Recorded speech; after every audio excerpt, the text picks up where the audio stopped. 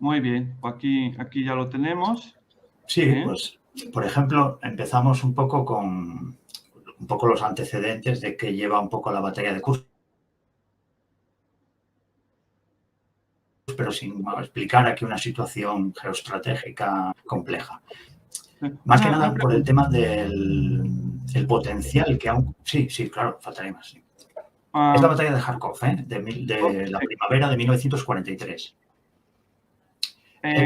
Es que creo que... Sí, dime. Lo que te quería preguntar, estamos hablando de 1943, febrero de 1943, o sea, el sexto ejército en Stalingrado ya no existe, ya es historia. Exactamente. Vale, entonces se hizo ese embolsamiento, se destruyó el sexto ejército, el grupo de batalla Hoth no llegó a romper las líneas hasta el sexto ejército y tuvieron que retirarse. Vale, entonces de ahí, ¿cómo surge la cosa? ¿Cómo llegamos hasta Kharkov? Y de ahí luego pues, sí. Un par de frases. ¿Cómo Claro.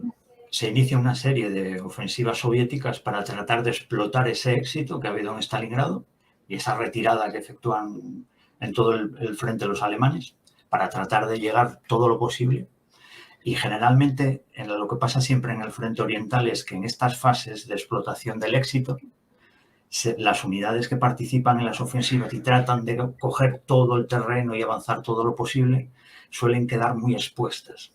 Y entonces suele haber contraataques por la parte contraria.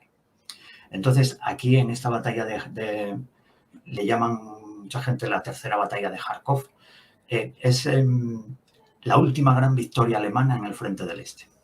O sea, es una victoria plena y donde se puede ver perfectamente el potencial que aún conservaban después de Stalingrado y de haber perdido al sexto ejército. Todavía conservaba el potencial de combate de las fuerzas alemanas, especialmente las fuerzas de las unidades Panzer y motorizadas.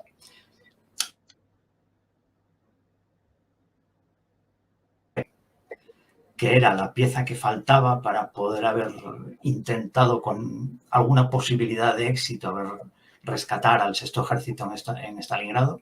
No estaba disponible en esa época, pero sí llegó disponible ahora. Y es el que va a realizar el grueso de la maniobra, que participa aquí Están situados al principio de las operaciones, se ve un poco dónde estaban situados, hasta dónde llegaron los soviéticos, ¿no? Que es la marcación así un poco de la línea roja, cada una de las unidades soviéticas, hasta dónde habían llegado. Sí, aquí. Y desde esta parte donde se fueron reagrupando los alemanes en esa retirada, que es muy valorada y se estudia mucho en el tema de la historiografía militar de la época, lo bien que supo von Manstein ir replegando esas unidades en orden, ir manteniendo las formaciones y es como siempre, cuando describen esta batalla, es como dicen que el potencial alemán se comprimió y luego saltó como un muelle. O sea, se comprimió por los soviéticos, lo fueron comprimiendo, pero llegó un momento en que esa fuerza de compresión de esas unidades soviéticas tan sobreextendidas y tan lejos de sus líneas de abastecimiento, muchos carros de combate soviéticos estaban sin combustible, sin munición. Entonces saltó el muelle y ese muelle era el segundo cuerpo Panzer de las SS y numerosas unidades, divisiones Panzer que estaban también del primer ejército Panzer y que era todo lo que se había retirado desde el Cáucaso. De forma un poco se reorganizaron los alemanes y aprovechando esa sobreextensión de los soviéticos, lanzaron el contraataque.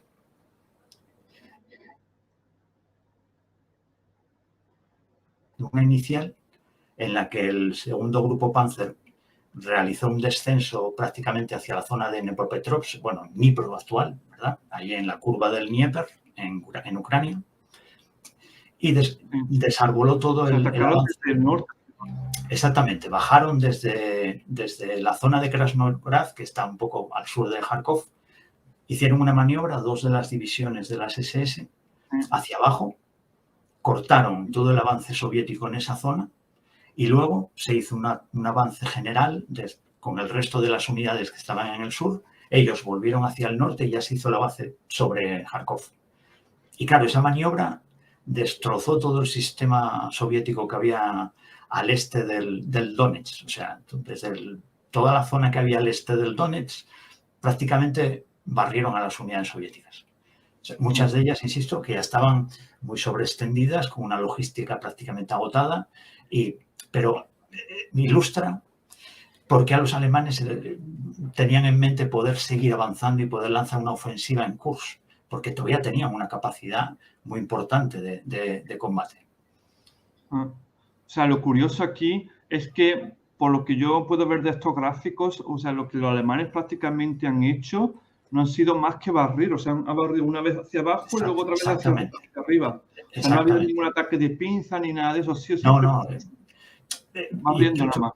Claro, tuvieron que, lo que era más urgente a lo mejor, que era detener ese avance que iba hacia Zaporilla y Dnipro, y entonces fue lo primero que hicieron. O sea, seguramente las dos unidades que primero llegaron en los escalones de marcha y estaban disponibles para realizar la operación, hicieron esa maniobra. Y destrozaron a los soviéticos porque les entraron por detrás. O sea, y luego, en los dos cuerpos de ejército que hay abajo, barrieron hacia arriba. El año anterior, en 1942, había habido aquí otra batalla muy similar y el resultado también fue muy similar. O sea, los soviéticos intentaron atacar en la primavera del 42 la zona de Kharkov y los alemanes, de aquella el sexto ejército que todavía estaba funcionando, paró el golpe y el primer grupo Panzer, el primer ejército Panzer, los cercionó. Fue cuando en la zona de Izium, el saliente de Bravenkovo, o sea, prácticamente se combate sobre la misma zona una y otra vez. Y si nos fijamos hoy en día, quiero decir, es un campo de batalla muy, muy recurrente en la historia moderna.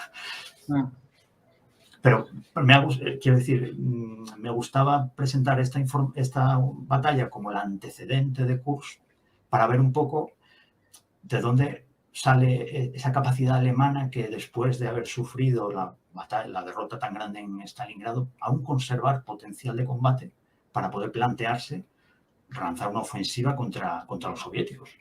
Sí. Aquí hay una pregunta que quería decirte, porque hay muchos historiadores que opinan que el fin del ejército alemán en el este del frente empezó con el contraataque en Moscú, cuando el ataque alemán hacia Moscú falló y vino el contraataque soviético. Luego hay otros historiadores que opinan que el fin comenzó con Stalingrado. Y luego hay otros que es a los que yo pertenezco, de los que yo estoy opinión, que yo creo que el fin real del ejército alemán ocurrió después de la batalla de Kursk. Porque una vez que la batalla de Kursk terminó, el ejército alemán ya estaba estratégicamente en la defensiva. Ya no había suficiente material y tropas para realizar ataques serios, hacer conquistas serias, embolsamiento y cosas así por el estilo. ¿Cuál es tu opinión al respecto? Pues yo concuerdo con la tuya porque básicamente Kursk es la última gran ofensiva alemana que intentan. O sea, a partir de ahí ya básicamente pasan a la defensiva. Sí. Y los soviéticos van encadenando una ofensiva detrás de otra en distintos sectores del frente, que es lo que...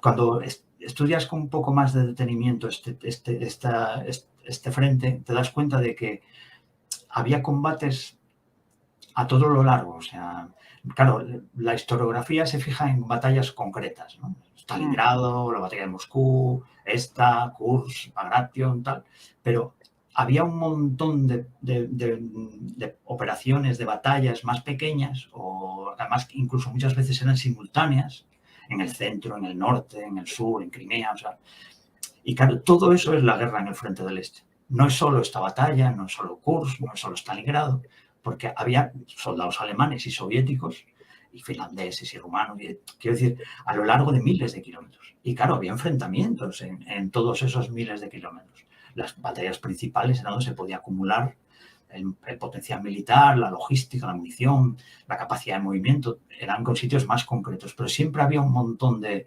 combates muy desconocidos, muy poco estudiados en muchos sitios, y vas viendo cómo unos dan lugar a otros. O sea, es una situación que no es sobrevenida, o sea, no es que de repente se dé, vamos a hacer una batalla en Kursk. O sea, así,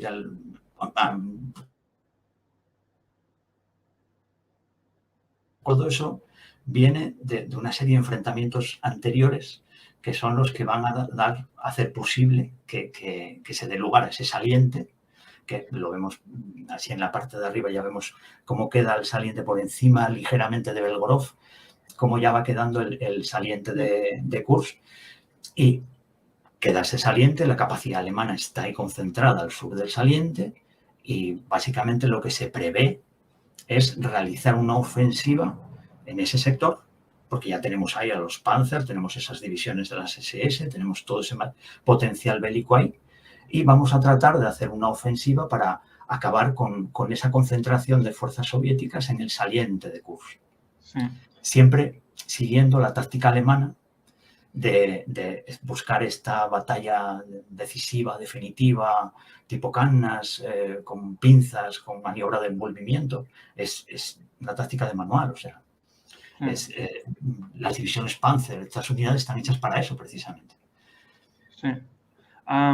Aquí tengo yo aquí un par de preguntas, o sea, porque como yo lo había mencionado antes, o sea, después de la batalla de Moscú, toda la ofensiva, porque me acuerdo del vídeo que hiciste en el otro, donde estuviste invitado en el otro canal, sí, no me acuerdo ahora mismo. Spurna, creo, sí. Sí, Spurna, sí, ese, sí.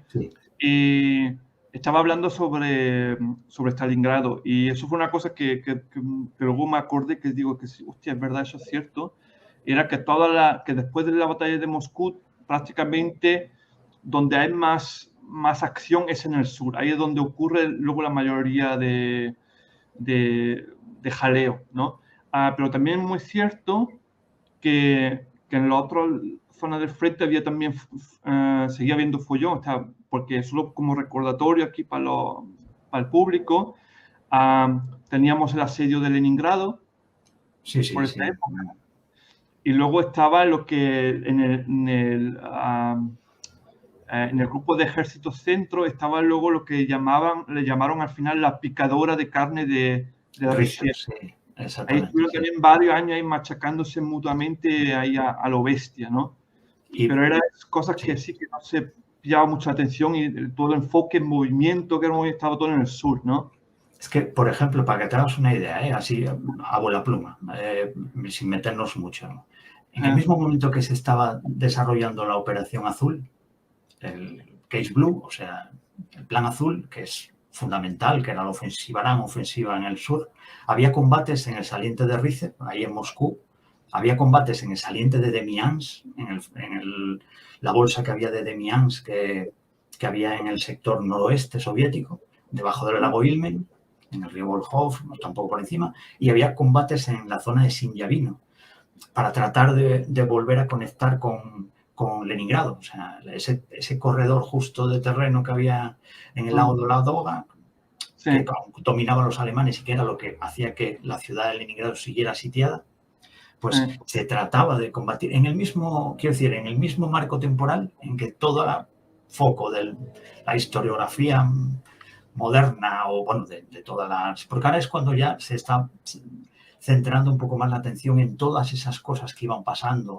continuamente en todos los frentes a lo largo de la batalla. Pero es que era simultáneo, o sea, al mismo tiempo que estaba pasando eso en el sur, ocurrían esos combates en el sector oeste delante de Moscú, en Rizev y todo el tema, Ulianovo, había un montón de ofensivas y de combates con a ayudar a tratar de rescatar al sexto ejército. Y por ejemplo, este cuerpo Panzer de las SS que vemos aquí es la base fundamental, junto con estas divisiones Panzer, del ataque desde el sur, en la pinza de Kursk. Pero el ataque del norte, la unidad fundamental es el 9º ejército alemán, que es el que queda libre al evacuar todo el saliente de Rizev, de esa picadora de carne. O sea, los alemanes, llega un momento en que, después de la Operación Marte, que también tiene lugar al mismo tiempo que está desarrollándose la operación Urano, la operación Pequeño Saturno, todas estas operaciones. Había una operación enorme ahí en el sector de Rizev, que fue la operación Marte, que fue un fracaso bastante importante para los soviéticos, y había otra posterior que era la operación Júpiter, que entraría en funcionamiento cuando Marte tuviera éxito. No lo tuvo, la operación Júpiter no funcionó. Y en el norte había una operación que era la Estrella Polar, que también salía tentaba desde el saliente de Mians, desde el río Volkhov, y fue la famosa batalla de Krasny Bor, de la 250 División Española, que estaban allí. Pues la famosa batalla de Krasny Bor formó parte de la ofensiva Estrella Polar.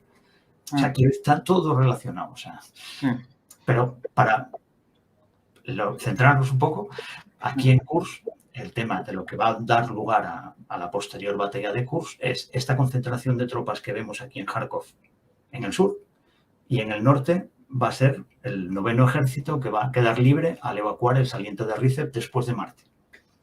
Ven los alemanes que no les trae cuenta, o sea, quiero decir, después de la pérdida de Stalingrado también necesitan tropas para poder acortar el frente y esta zona, y me quedo a la defensiva, pues esas unidades las puedo utilizar en otra zona. Si no me equivoco, aquí tengo dos preguntas. El ejército norte, o sea, el 9º ejército que estaba en la pinza del norte, ese estaba en ese momento bajo el mando de Walter Model, ¿no? Sí, exactamente, sí, el general Model, sí. Vale. Y luego en el sur estaba von Manstein. Von Manstein, muchos dicen que era el mejor comandante del ejército alemán. ¿Tú opinas lo mismo? Sí, seguramente sí. A nivel de un comandante militar de esta época y uno moderno también. Un militar es un gestor. Es un gestor de medios materiales y de medios humanos. O sea, tú tienes que cumplir una serie de misiones que te encomiendan tus mandos superiores, tus superiores políticos, bueno, estamos a mucho nivel, y tú tienes que cumplir esas misiones tratando de preservar esos medios que tienes, que te ha entregado la nación a la que sirves. Esos soldados o combatientes y esas armas, esos equipamientos, esos vehículos. Tú tienes que cumplir los objetivos que te dan, pero siempre tratando de preservar esa herramienta que tienes. Tienes que gestionar muy bien eso. Y von Manstein gestionaba muy bien esas cosas. O sea, yo creo que la maniobra que hizo desde lo que es el repliegue de la zona Stalin, el desastre tan grande que tuvieron, el intento de la operación Tormenta de Invierno, tratar de rescatar y tal, y cómo los soviéticos ya les iban a cerrar toda la vía al Cáucaso. O sea, si llegaban a Rostov del Don, quedaba aislado todo el sector en el Cáucaso. Tuvieron que replegarse ahí y mantener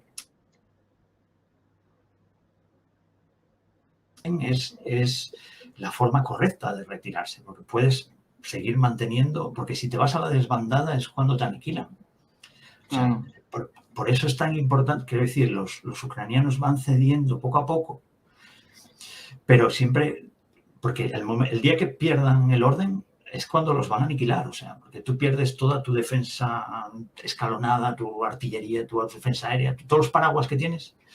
Si te vas corriendo y que se queda aquí el último, pues es cuando viene el desastre militar. Entonces, von Manstein yo creo que tenía muy buena capacidad de gestionar este tipo de situaciones. Por ejemplo, Model al principio de Barbarroja, por ejemplo, mandaba una división Panzer, o sea, y era un general agresivo, o sea, un mando. Aquí en el norte va a lanzar el ataque también, o sea, porque se le tenía como... Pero posteriormente ya se le tiene como un comandante más defensivo. O sea, claro, tú aparte tienes que adaptarte a la situación que tengas. Hay veces que toca ir para adelante, pero hay veces que toca quedarse y defenderse. O sea, y claro, es muy complejo, es muy difícil y claro, ahí es donde se ve estas personas, que también hay que tener en cuenta que todas estas personas tienen unos estados mayores detrás que son los que desarrollan la mayor parte del trabajo de órdenes, de cómo las unidades tienen que ir, hasta qué zona, tal, los suministros. Tal. quiero decir, los generales modernos son muy importantes, pero son menos importantes que los generales antiguos. O sea, hay todo un trabajo enorme de personal, de Estado Mayor, de Plano Mayor, que está todo mucho más arropado. O sea, ya no es un señor solo que toma una decisión y aquel jefe bueno es un factor importantísimo. Maumastin yo creo que sí que era el mejor comandante que tuvieron los alemanes en la Segunda Guerra Mundial, sí. ¿Tú cómo dirías que es la diferencia, por decirlo solo en una frase, cómo ves de diferente Model con Manstein? Porque me acuerdo, yo estuve viendo hace poco, estuve en una revista militar, estuve leyendo un especial sobre la historia de Model. Y resulta que Model especial, al principio no era por lo que yo he leído, voy tirando de memoria, Model al principio de la Segunda Guerra Mundial no llamaba mucho la atención. O sea, pero luego ya después, cuando según iba finalizando la guerra, Model sí ya empezó a llamar bastante más la atención y de hecho le apodaron el bombero de Hitler. Hay un problema. ¿Cómo lo ves eso? Sí. Bueno, yo tampoco es que el tema que domine, pero si quieres te doy mi opinión. ¿Sí? Hay un problema con el tema de los cuadros de mando en el bando alemán en la Segunda Guerra Mundial. O sea, según va pasando la guerra, claro,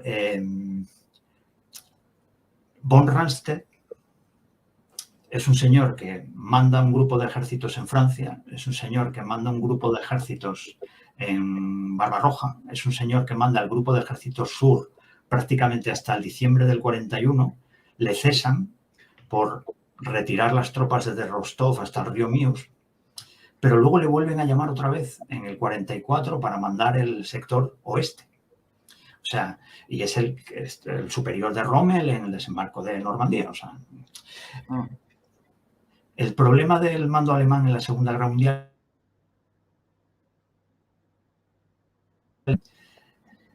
digamos que de lo bien o mal que se lleve con los mandos políticos, sobre todo con el jefe.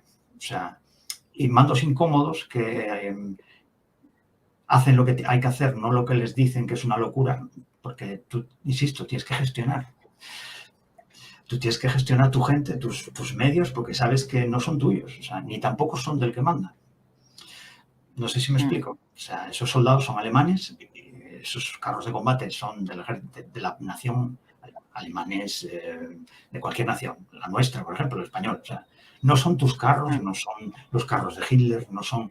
No sé si me explico. Entonces, si a ti te dan órdenes que eso pone en peligro toda la permanencia de eso y ves que son irracionales, pues tratas de hacer lo mejor posible. Luego te van a acusar de incumplirlas y te van a cesar. Bueno, pero tú haces tu trabajo. A von Manstein le cesaron. Después de Kursk, todo el desenlace que hay de la explotación del éxito soviético después de la batalla de Kursk, que llegan al Dnieper, retoman Kiev, se produce una debacle alemana muy grande. O sea, le cesan. O sea, ahí ya no pudo mantener... Hizo lo que pudo y mantuvo las tropas, pero claro, llega un momento en el que el mando político ve que no eres tan, digamos, influenciable y a lo mejor te retira y ponen a otro que a lo mejor es más influenciable, que va a hacer mejor lo que yo le digo. O sea, va a cumplir más al pie de la letra y eso no es que sean mejores. Los mejores a lo mejor los van cesando. En el bando soviético, contrariamente a lo que nos pueda parecer, ocurre una cosa un poco al contrario. O sea, según va pasando la guerra, los que meten la pata y los que no son buenos, los van cesando. O sea, y van promocionando y van quedando los que son buenos, los que no fallan muy a menudo. O sea general Rokossovski, por ejemplo. O sea, quiero decir, es muy famoso Zhukov, Koniev, hay muchos oficiales soviéticos muy conocidos.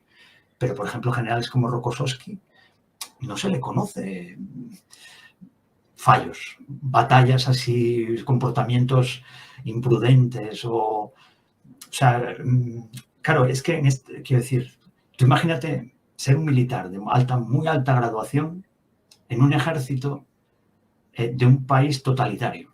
O sea, dentro de una estructura política que sabes que es dictatorial. O sea, no somos generales de la OTAN. O sea, no sé si me explico. Hace 80 años son personas que vivían en unas dictaduras terribles y, claro, ellos tenían unos puestos elevadísimos en ese estatus militar. O sea, entonces, claro, eran muy despóticos. Especialmente los soviéticos, Zhukov, por ejemplo. O sea, era muy brillante, un genio militar, una persona militar excepcional, pero claro, eran gente brutal. O sea, si era un soldado raso, no te hubiese gustado haber servido en el ejército rojo. General de división, o general de cuerpo de ejército. O sea, que te caía el mundo encima. O sea.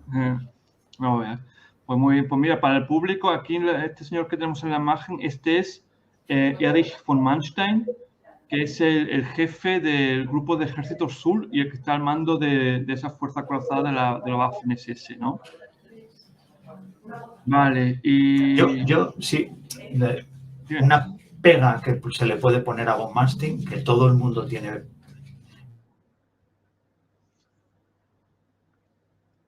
Hablando de este tipo de cosas, nada hay blanco, nada hay negro. O sea, todo es gris. Todo. O sea, más claro, más oscuro, pero todo es gris. No hay blancos y negros. Y von Manstein, por ejemplo, se le puede poner... Era el superior de von Paulus.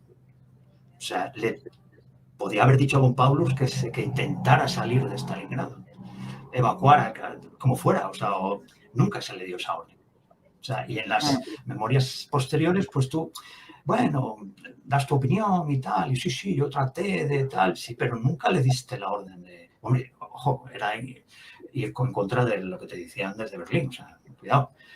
Pero digamos que, bueno, que como que dejó pasar un poco, bueno, ahí se quedó y ahí se murieron. O sea, que yo creo que ese debe sí que lo tiene. Podía haber hecho más para tratar de que quedara bien clara la situación que tenía el Sexto Ejército y lo apurado que estaba aquello y haber tratado de hacer algo más. Vamos. Pero ¿qué quiero decir? Que no hay nadie blanco ni nadie negro. O sea, todos tienen su mácula y todos tienen su cosita buena.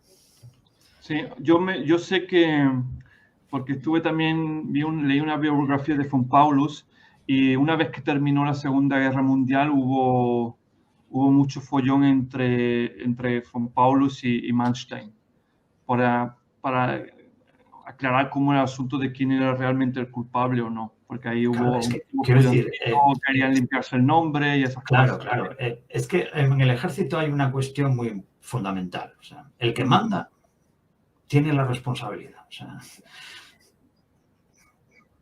los galones, quiero decir, tú no puedes, no, es que estos no saben hacer lo que yo les digo. Bueno, vale, pero a lo mejor tenías que haber velado para que... O sea, claro, decir que tú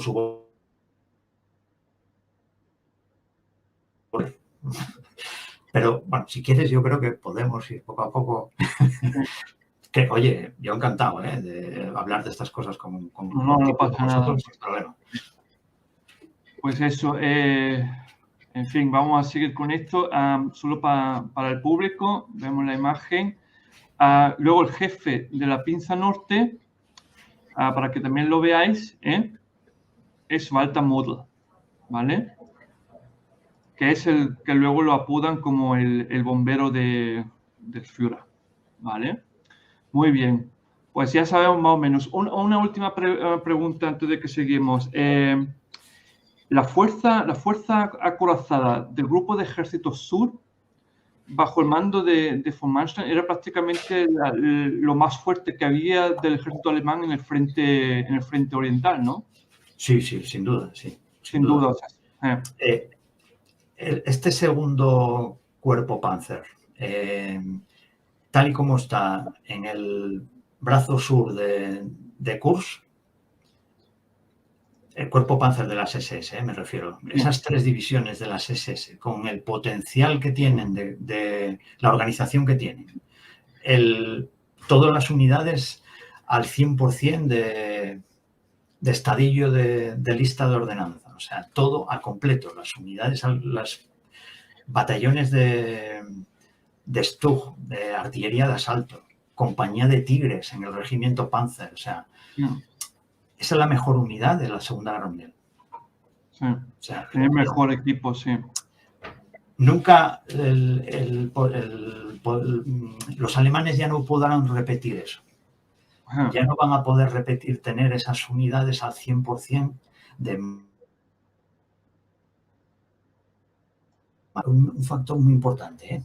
Un factor muy importante que en este periodo, eso lo vamos a ver cuando tratemos los carros de combate, porque tenían una superioridad muy importante los alemanes sobre los carros de combate soviéticos en esta época en concreto, porque ya empezaban a introducir los cañones largos de 75 y claro, los tigres van con cañón largo de 88, o sea, los soviéticos siguen con el cañón corto de 76,5. O sea, en esta época, durante todo el año 1943, los alemanes tienen superioridad en carros de combate. Los carros de combate alemanes, con la pieza de artillería que llevan, tienen mayor alcance y mayor poder de penetración que los carros de combate soviéticos.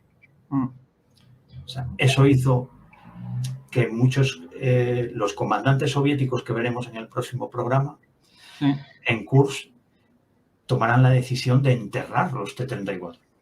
O sea, los atrincheraron, como si fueran infantería. Posiciones de tiro, asomando solo la torreta y el cañón, porque no había oportunidad. O sea, si te viene un tigre que te puede acertar a 1,5 kilómetros, con un 88 es ridículo que tú te pongas a maniobrar hasta que llegues a los 400 metros para poder darle al tigre. O sea, el tigre te va a cazar según te vas a venir acercando. O sea, enfrentarse en campo abierto a los alemanes en 1943 con los carros soviéticos es muy complicado. Es un suicidio. O sea, y bueno, el tema básicamente sigue adelante, campeón, que me enrollo como una persiana.